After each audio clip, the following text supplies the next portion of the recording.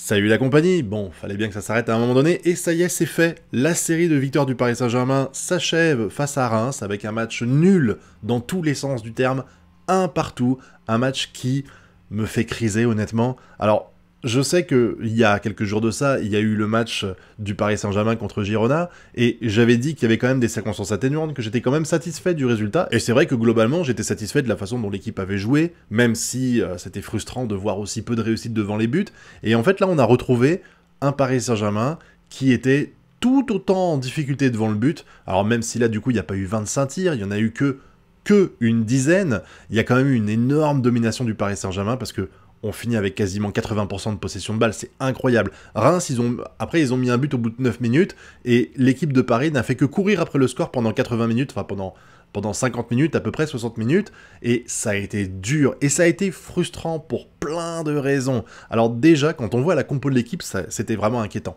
parce que Luis Enrique, il a décidé de reposer nos latéraux, parce que c'est vrai que Nuno Mendes et Hakimi, surtout Hakimi, enchaînent les matchs de fou depuis le début de la saison, et il faut bien à un moment donné qu'ils s'arrêtent, parce qu'ils vont pas faire de... Tu peux pas tenir comme ça le rythme, il faut bien qu'ils se reposent à un moment donné, et donc il s'est dit, bah, contre Reims, c'est parfait, et quand tu vois ça, tu te rends compte qu'il y a un problème de banc. Hein. On se rappelle l'an dernier, il arrêtait pas de dire non mais le milieu de terrain me convient, etc. Et là, cette année, il a dit non, c'est moi qui avais pas besoin de latéraux, donc j'ai pas forcé pour en recruter. Putain, mais soit t'es nul, enfin, soit t'es stupide là-dessus, soit c'est de la langue de bois. Et c'est clairement de la langue de bois, je peux pas penser qu'Enrique est stupide. Parce que là, on avait Beraldo à gauche, et on avait Zahir Emery qui jouait arrière droit. Je sais que les gens sont pas forcément d'accord, c'était pas du 3-4-3, pour moi c'était du 4-3-3, clairement, parce que Zahir Emery, il a fait le rôle d'Hakimi en fait, c'est-à-dire que il montait quand c'était nécessaire pour jouer à son vrai poste de milieu, mais dès qu'il y avait l'adversaire avait la balle, pouf, il redescendait en arrière droit. Quand t'es obligé de faire redescendre Zahir Emery en arrière latéral droit, c'est que t'as un problème d'effectif, soyons clairs. Et Beraldo à gauche, c'est une purge infâme, vraiment, bon, il a pas été dégueulasse ce match-là, on est d'accord, mais quand même, quelle tristesse, quelle tristesse. Le but, il faut en parler, le but que Reims met, c'est incroyable, et c'est symptomatique de tous les problèmes que je vois du Paris Saint-Germain en défense depuis des années, et même de l'équipe de France, hein, vas-y, on va en mêler les deux, hein, parce que là, on a à un moment donné, on a une attaque de Reims, ils sont 3, on a 6 joueurs en ligne défensive, il n'y a pas un des 3 joueurs qui est marqué, pas un seul. Donc, bah, qu'est-ce qu'ils font? Bah, il fait une passe, alors je crois que c'était à Ito, je crois que c'est Ito qui était à gauche, qui était du côté droit à ce moment-là, il fait une passe à Ito, sur le côté gauche, qui fonce, bon, au bout d'un moment, Beraldo lui va le dessus, parce qu'il a pas le choix, et il arrive à faire le centre, Marquinhos se jette un peu et se foire complètement, et Nakamura marque, mais... Je suis d'accord, Marquinhos a chié dans la colle et on peut imputer le but en partie à sa responsabilité. Bon, faut dire aussi que le gardien a été mauvais, hein, je suis désolé, mais Safonov, ça fait le 2e match de suite qu'il fait, et honnêtement, si c'est lui qui est censé remplacer Donnarumma, si jamais Donnarumma arrête, ça va pas du tout. Moi, ça m'inquiète énormément. Alors après, c'est que 2 matchs, hein, faudrait voir sur le long terme, mais j'ai pas envie de le voir sur le long terme. Je suis désolé, mais il ne me rassure pas du tout. Et là, bah, l'action de jeu, clairement... Les défenseurs, ils sont aux fraises. Les milieux qui aident en défense, ils étaient aux fraises aussi. Et du coup, bah, Reims, ils se sont baladés. Ils se sont baladés sur cette action de but. Et je veux redonner un autre exemple pour vous montrer un souci. Si vous avez l'occasion de revoir une partie du match, franchement, regardez. À la fin du match, quand il y a l'action, vous savez, où il y a 2 Rémois qui sont en train d'attaquer, et l'action, heureusement, finit mal. Je crois que c'est... je crois que c'est... Je sais plus comment il s'appelle, c'est Diakité, je crois. Diakité qui tire un tout petit peu au-dessus du but de Safonov. Et cette action-là, c'est ouf de voir les erreurs de la défense parisienne. Surtout que là, on peut pas imputer ça à l'absence des latéraux. Putain, c'était au centre le problème. Et vraiment, tu vois, il y a 5 joueurs du Paris Saint-Germain qui courent après, je crois que je sais plus si c'est Fofana ou Diakité, je sais plus, enfin, ils courent après l'attaquant qui part du milieu de terrain, il court, t'as 4 joueurs du Paris Saint-Germain qui sont derrière et qui essaient de le rattraper. Les 4, hein, t'as l'impression que leur vie en dépend s'ils vont pas tous les 4 dessus. Mais comme ils vont tous les 4 dessus, bah devinez quoi, il y a de l'espace partout ailleurs. Et Pacho, qui est le seul défenseur qui est encore disponible, il est là, il fait « Saperlipopette, est-ce que je vais avec mes 4 copains sur le joueur qui a le ballon, ou est-ce que je vais peut-être avoir l'intelligence de jeu de marquer celui qui est tout seul et qui va finir à la fin par tirer ?» Eh ben non, il a hésité pendant 30 secondes et il est entre les deux. C'est-à-dire que t'as le mec qui court avec le ballon là, et t'as l'autre joueur qui est à côté et qui attend la passe, et Pacho il est là, et il fait oh, je sais pas quoi faire. Et on se retrouve avec une action qui aurait pu mener à un putain de 2-1, quoi. C'est incroyable de voir cette défense qui pue du cul. Elle pue du cul. Marquinhos, là, il est beaucoup moins dedans qu'il était avant. Pacho, il s'est bien démerdé. Mais putain, mais Beraldo aux fraises totales. Et Zaïre Emery, je peux pas lui en vouloir. C'est pas son poste, quoi. Mais du coup, bah, comme la plupart du jeu du Paris Saint-Germain, ça marche en piston. C'est avec les latéraux qu'on avance. Nuno Mendes qui fournit des actions à Barcola, Hakimi qui fournit des actions à Dembélé. Globalement, 90% des buts que je vois, c'est soit ça, soit une super passe de Neves qui fait le café. C'est tout le temps ça. Donc si t'enlèves Nuno Mendes et Hakimi, bah putain, la foudre de guerre en attaque, elle n'existe plus, quoi. Déjà qu'en milieu de terrain, c'était compliqué. Alors j'ai cru comprendre que Vitinha était un petit peu blessé encore. Il revient de blessure, mais on sent qu'il a encore des douleurs. Neves qui a été incroyable tout le match, il a fait des caviars. Le but qu'il met à Dembélé, enfin la passe qu'il met à Dembélé, magnifique. On parlera de Dembélé après et surtout des autres joueurs. Kang In Lee, alors j'aimerais savoir un truc parce que pendant un long moment j'ai cru que Kang In Lee était attaquant, le faux neuf, hein. C'était pas doué. Hein. Kang In Lee, il était tellement en pointe que je me demande pourquoi sur la feuille de match il était milieu droit. Enfin milieu droit, il était milieu, ça me dépasse un petit peu. Il a fait des très bons trucs, j'ai bien aimé le jeu de Kang In Lee, même si au final ça n'a servi à rien. Par contre, clairement doué en faux neuf, c'était pas la solution, quoi. Et après, bon bah on a mis Kolo Muani en faux neuf, ça a pas forcément était du meilleur effet. Barcola, c'est vraiment problématique parce qu'il avait, pour moi, il avait lancé sa saison, ça se passait plutôt bien, et là, il a encore été absent complètement, et au bout d'un moment, on peut pas dire que c'est la faute au fait que Nuno Mendes n'est pas là. Ça commence à être problématique, mais là, Barcola a été plus ou moins transparent durant le match, pour la deuxième ou troisième fois consécutive, on va dire.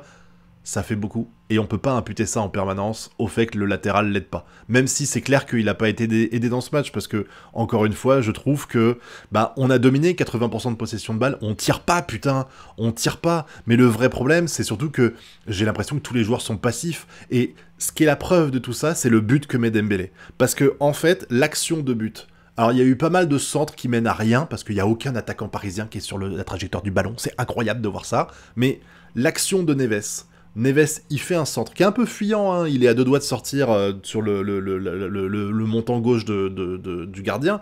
Il est vraiment, voilà, Dembélé le reprend, mais déjà, c'est super ce qu'il fait. Mais t'as 3-4 joueurs de Paris qui restent complètement statiques. Là où Dembélé, quand il voit que Neves part, il fait 25 mètres de course, qui finissent par être payantes puisqu'il marque un but. Et les autres joueurs, mais incroyable les gars, ils marchent sur le terrain, putain, alors je peux comprendre qu'ils soient moins... On revient au problème qu'on avait avant, c'est-à-dire que les mecs, ils sont motivés quand il s'agit de faire un match de C1, et quand c'est que la Ligue 1, donc ils jouent avec les freins à main, ils courent pas et tout. Franchement, mais il y a eu tellement peu de courses avec le ballon, ou même sans le ballon. Et à part Lee, qui a été hyper actif de ce côté-là, mais le reste, t'as l'impression qu'ils attendent passivement. Et ça marche pour Barcola, ça marche pour tout le monde. Barcola, Vitinha, Doué, bon, il a pas beaucoup couru, voilà. Mais je trouve que Kolo Muani, pareil, c'est triste de voir ça, en fait. T'as l'impression qu'il y a personne qui est motivé. Le seul qui avait la niaque en cette fin de match, c'était Dembélé. C'est tout. D'ailleurs, c'est super... Moi, je suis surpris de voir que Enrique, il a réagi que à la 65e minute pour faire rentrer Dembélé. Quand tu vois la première mi-temps qu'on fait, Dembélé, tu le fais rentrer dès le début. Bon, au final, Dembélé met un but 3 minutes après être rentré, donc c'est peut-être une bonne chose d'attendre. Mais franchement, quand tu vois l'attaque Barcola, Doué, Kolo Muani, ça n'a pas matché. Pas du tout, pas du tout. Et c'est aussi la faute des milieux, parce qu'encore une fois, tu peux pas dire ça. Tu peux pas dire que c'est la faute des défenseurs, parce que, enfin des attaquants, parce que les milieux de terrain ont clairement pas fait ce qu'il fallait. Mais quand t'es face à une équipe comme ça, qui joue, ils jouaient à 6-4-0. Quand ils ont marqué un but, c'est fini. Il y avait plus d'attaquants quasiment. Ils ont quasiment joué à 6 en ligne défensive et à 4 milieux défensifs. Hein, et pas offensifs, hein, évidemment. C'était incroyable de voir qu'à chaque fois, ils étaient derrière le ballon, dans leur camp. Pas un seul mec pour se projeter en avant. C'était la folie de voir ça. 90% des actions, c'était comme ça. Mais t'as l'impression qu'on veut rien créer. Ils sont là, ils font des passes à 10. Pourquoi vous croyez qu'on a eu 80% de possession de balle? C'est parce qu'on passe notre vie à peu près à leurs 25 mètres de but. Et on est là, on fait, bon bah, on passe en arrière. On fait une passe en arrière, une passe en avant. Et puis on voit qu'on peut pas aller plus loin, donc on refait une passe en arrière, puis une passe en avant. Tu perds 1-0, prends des risques, je sais pas, fais une tentative et tout. Là, il y avait que des passes ratées et tout. Alors après, c'est comme le match face à Girona, c'est-à-dire que dès que les Rémois récupéraient la balle, ils dégageaient comme des merdes, et du coup, les Parisiens réussissaient à récupérer. Donc c'est vrai que sur le truc, on a l'impression vraiment qu'il y a eu une domination parisienne assez criante, et qu'il y a eu la fatigue qui a fait qu'à la fin, ils se sont pris un but. Mais ça n'empêche que t'as l'impression que le Paris Saint-Germain, ils sont en pilote automatique et qu'ils font aucun effort, vous savez. Ils sont là, ils attendent, et c'est tout. Et tu veux plus, voilà, on te parle du fait que la star c'est l'équipe, bah l'équipe j'aimerais l'avoir bougé son gros fiac, quoi. Parce que dès qu'il n'y a plus les latéraux, dès que... Alors Neves il a fait ce qu'il pouvait, mais tout seul il peut pas, dès que Vitinha est un petit peu fatigué, dès que t'as plus Hakimi et Nuno Mendes sur les côtés, bah t'as l'impression qu'il n'y a plus aucune créativité, il n'y a plus aucun danger qui arrive véritablement, à part Dembélé qui est le seul vraiment à courir.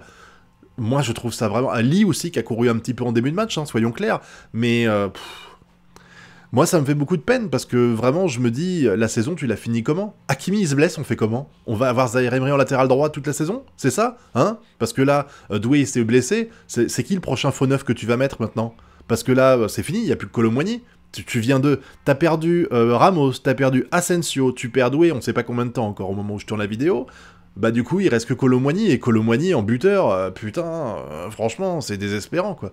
Donc là, vraiment, moi, je suis très inquiet pour la suite, parce que la profondeur de banc, on l'a peut-être sur certains postes, hein. Je suis pas forcément d'accord avec les gens qui crachent sur Doué maintenant. Je trouve que quand faire sortir Doué pour Barcola de temps en temps, enfin faire l'inverse. Faire sortir Barcola pour faire jouer Doué, je le prononce mal, vous avez compris, c'est pas un problème, mais c'est sûr que faire jouer Doué en titulaire en faux neuf, c'est pas la bonne idée, quoi. Et en milieu de terrain, bon bah on se démerde, Ruiz il peut faire le taf de temps en temps, même si là je trouve qu'il l'a pas fait le peu de fois où il était là, mais clairement les latéraux, il y a un vrai problème, quoi. Il y a un vrai problème de latéraux, et va falloir le régler vite, quoi. Parce que là vraiment moi ça sent mauvais.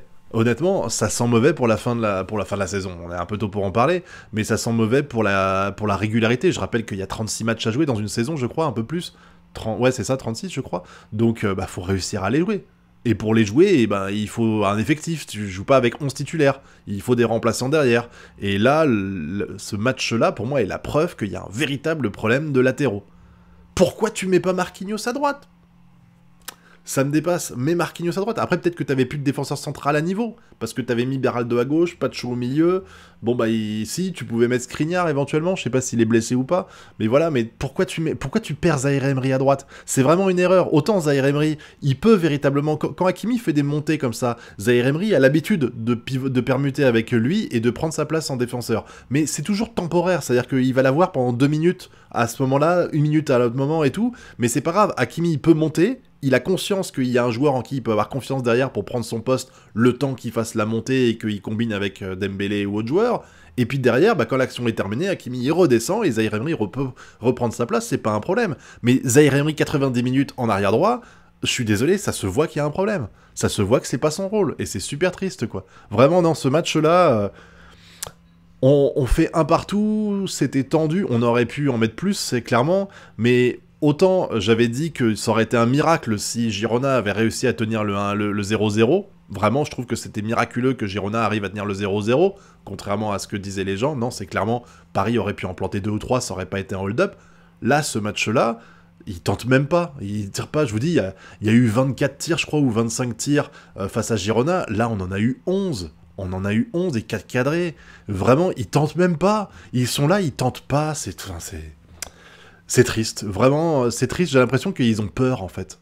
C'est ça, j'ai l'impression qu'ils ont peur. Peur de prendre des risques. Et pourtant, ils en prennent en ratant des passes faciles, etc. de temps en temps. Mais vraiment, je trouve que Dembélé, c'est le seul joueur à avoir la niaque sur le terrain et à courir comme un dingue. Et Neves, c'est le seul à fournir des caviars aux joueurs. Bon, le problème, c'est que quand les joueurs ils courent pas, Neves, il peut balancer des caviars. S'il faut faire une course de 10 mètres, visiblement, à part Kangin qui est motivé en première mi-temps, les autres, ils sont perdus, quoi. Vraiment, c'est très, très décourageant, très inquiétant pour la suite de la saison.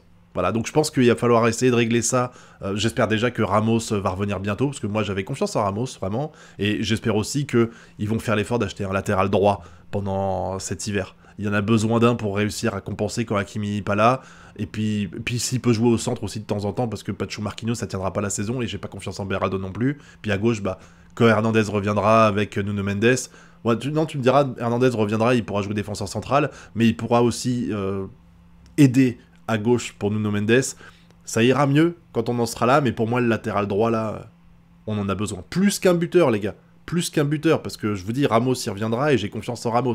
Mais il faut clairement un latéral droit pour réussir à tenir la saison, à moins que vous vouliez qu'on arrête la Ligue des Champions dès la phase de poule. Et là, c'est plus grave, parce qu'on jouera que le championnat, mais pour l'instant, tant qu'on joue 2 compétitions, voire 3 avec la coupe, même s'il n'y a pas tant de matchs, il faut impérativement qu'on recrute là. C'est très important à ce poste-là. On verra ce qui se passe. on verra bien.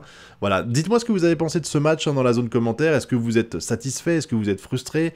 Quels sont vos tops et vos flops pour ce match-là? Clairement, pour moi, le top, c'est Neves qui a fait un taf incroyable. Et Dembélé, quand il fait sa rentrée, elle est tellement percutante et il fait tellement de choses, tellement de bien à l'équipe. Ce joueur, c'est incroyable. Puis bon, bah, les flops, il y en a tellement, c'est compliqué d'en citer que deux, là. Voilà. C'est l'équipe, le flop. La star, c'est l'équipe, le flop, c'est l'équipe, hormis Dembélé et Neves, hein, grosso merdo. Voilà. N'hésitez pas à me dire ce que vous pensez de tout ça dans la zone commentaire, et puis vous connaissez la chanson, le pouce bleu, l'abonnement et le partage. Quant à nous, on se retrouve bientôt pour de prochaines vidéos. Tchuss!